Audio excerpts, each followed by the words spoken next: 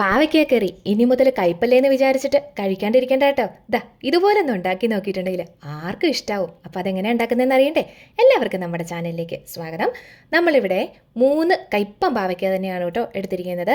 അതിനെ വട്ടത്തിൽ കനം കുറച്ചിട്ടാണ് എടുത്തിരിക്കുന്നത്. അതിലൊരു പാവയ്ക്ക ഇത്തിരി മൂത്തതായിരുന്നു, അതിൻ്റെ അത് കുരുവൊക്കെ ഒന്ന് കിള്ളിക്കളഞ്ഞിട്ടുണ്ട്. ബാക്കിയെല്ലാം ഓക്കെയാണ് കേട്ടോ. അപ്പോൾ ഇനി അതിലേക്ക് ഒരു 1/4 ടീസ്പൂൺ മഞ്ഞൾപ്പൊടിയും കുറച്ച് ഉപ്പും കൂടെ ചേർത്ത് കൊടുക്കുന്നുണ്ട്. ഇനി നന്നായിട്ട് കൈ കൊണ്ടൊന്ന് തിരുമ്മി ഒന്ന് പിടിപ്പിച്ചിട്ടുണ്ടല്ലോ, ഒരു 10-15 മിനിറ്റ് ഒന്ന് റെസ്റ്റ് ചെയ്യാനായിട്ട് വെക്കാം കേട്ടോ. അപ്പോൾ അങ്ങനെ ആകുമ്പം അതിൻ്റെ കയ്പൊക്കെ ഒന്ന് കുറഞ്ഞ് കിട്ടും. എങ്ങനെയാണെന്നല്ലേ, അതിൻ്റെ ആ ഒരു നീര് ഊറ്റി വരുമ്പം അതങ്ങ് എടുത്ത് കളഞ്ഞേച്ചാലും മതിയാവും കേട്ടോ. അപ്പം നിങ്ങൾ എങ്ങനെയാണ് പാവയ്ക്കയുടെ കയ്പ് കളയുന്നതെന്ന് ഒന്ന് കമൻറ്റ് ചെയ്തേക്കാവോ? പലരും പല രീതിയിലല്ലേ, അതുകൊണ്ടാണ് ചോദിച്ചത്. പിന്നെ ഗുണം ചിലപ്പോൾ ഇത്തിരി കുറയും എന്നുള്ളത് ശരി തന്നെയാണ്, എന്നാലും ഈ കയ്പം പാവയ്ക്കയുടെ കയ്പൊന്ന് കുറഞ്ഞ് കിട്ടും. പിന്നെ ഇനി നമ്മളിതാ ഒരു 15 മിനിറ്റ് കഴിഞ്ഞ് നോക്കിയപ്പം ഇങ്ങനെ നോക്കിയപ്പോൾ ഒത്തിരി നീര് ഉണ്ടായിരുന്നില്ല. പക്ഷെ ഞാനത് പിഴിഞ്ഞ് കളയാൻ നേരത്ത് നല്ല നീരുണ്ടായിരുന്നു. അങ്ങനെ നമ്മൾ പാവയ്ക്കയുടെ നീരൊക്കെ ഒന്ന് പിഴിഞ്ഞ് കളഞ്ഞിട്ടുണ്ട്. ഇനി നമുക്കിതിലേക്കുണ്ടല്ലോ ഒരു 1/2 ടീസ്പൂൺ ചെറിയ ജീരകം വറുത്ത് പൊടിച്ചതാണ് ചേർത്ത് കൊടുക്കുന്നത്. ഇനി അത് നല്ല രീതിയിലൊന്ന് തിരുമ്മി കൊടുക്കണം.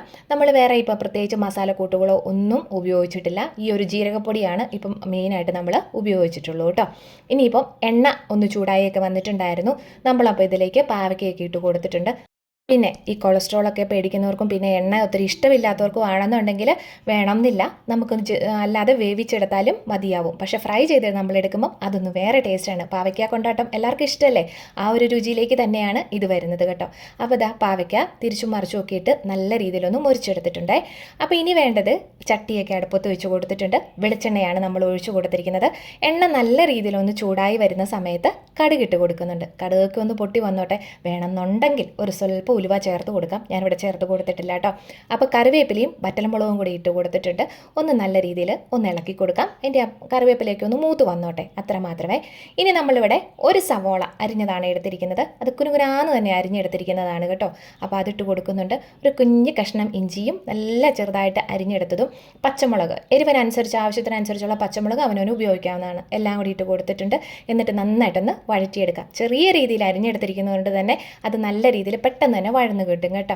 അപ്പോൾ കൂടുതലുണ്ടെങ്കിൽ മാത്രം ഒരു നുള്ള ഉപ്പ് ചേർത്ത് കൊടുക്കാവുന്നതാണ്. ഇനി പൊടികളായിട്ട് ഇപ്പോൾ നമ്മൾ ചേർത്തിരിക്കുന്നത് മുളക് പൊടിയാണ്. മുളക് പൊടി എരിവിനനുസരിച്ച് ചേർത്ത് കൊടുത്തോളൂ. ഞാൻ 1 ടീസ്പൂൺ മാത്രമാണ് ചേർത്ത് കൊടുത്തിരിക്കുന്നത് കേട്ടോ.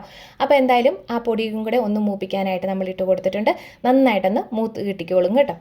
മഞ്ഞൾപ്പൊടി നമ്മളിവിടെ ആദ്യം തന്നെ പാവയ്ക്കകത്ത് തിരുമ്മി വെക്കാൻ നേരത്ത് ചേർത്തിരുന്നല്ലോ, അതുകൊണ്ടാണ് പിന്നീട് ഒന്നുകൂടെ ചേർത്ത് കൊടുക്കാഞ്ഞത്. പിന്നെ ഒരു നുള്ള് കായപ്പൊടി നമ്മളിതിലേക്ക് ചേർത്ത് കൊടുക്കുന്നുണ്ട്.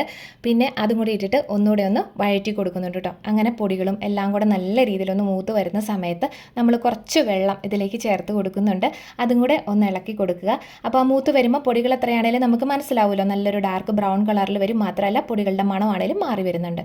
ഇനി നമുക്ക് അതൊന്ന് റെഡിയായി വരുന്ന സമയത്ത് ഒരു സ്വല്പം തൈര് എടുത്തിട്ടുണ്ട്. 1/2 ലിറ്ററോളം തന്നെ തൈരുണ്ട്. ആ തൈരിന് മാത്രം ആവശ്യത്തിനുള്ള ഇത്തിരി ഉപ്പും കൂടെ ചേർത്ത് കൊടുക്കാം. പിന്നെ ഒരു കാര്യം പറഞ്ഞോട്ടെ, നമ്മൾ ഈ തൈര് തന്നെയായിട്ട് ഒഴിക്കുകയാണെങ്കിലാണ് ഏറ്റവും നല്ലത്. പക്ഷേ ഞാൻ അങ്ങനെ അല്ല ഇന്ന് ചെയ്തിരിക്കുന്നത്. ഇത്തിരി വെള്ളം കൂടെ കൂട്ടി ചേർത്തിട്ടാണ്. വേറൊന്നുമല്ല, ഇവിടെ കറിക്ക് ചാറ് നിർബന്ധമാണ്. പലരുടെ വീട്ടിലും തന്നെ അങ്ങനെയൊക്കെ തന്നെ ആയിരിക്കും.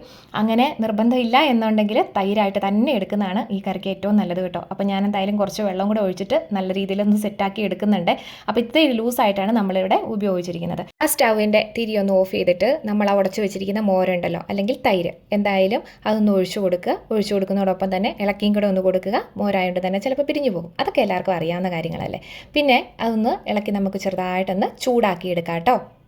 പിന്നെ ഈ മോര് തന്നെ വെച്ചാൽ പോരെ, പാവയ്ക്ക തന്നെ വെച്ചാൽ പോരെ എന്നൊക്കെ ചോദിക്കുന്നവരുണ്ടാവും.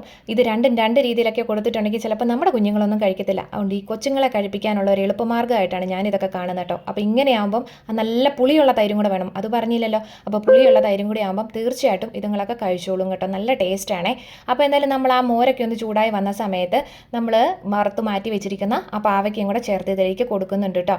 അപ്പോൾ ആ പാവയ്ക്കയും കൂടെ ഒന്ന് ഇളക്കി അതിൻ്റെ അകത്തൊന്ന് ജസ്റ്റ് ഒന്ന് പിടിച്ചോട്ടെ. നല്ലൊരു ടേസ്റ്റ് എന്ന് പറഞ്ഞാൽ എന്താ വെച്ചാൽ നമ്മൾ പാവയ്ക്ക ജീരകം ഇട്ടിട്ടാണല്ലോ ഫ്രൈ ചെയ്തെടുത്തിരിക്കുന്നത്. അപ്പോൾ അതിൻ്റെ അകത്തെ ആ ജീരകവും ഈ കറി എല്ലാം കൂടി ഒന്ന് മിക്സാക്കി എല്ലാം ഒന്ന് റെഡിയായി നമുക്ക് കിട്ടും.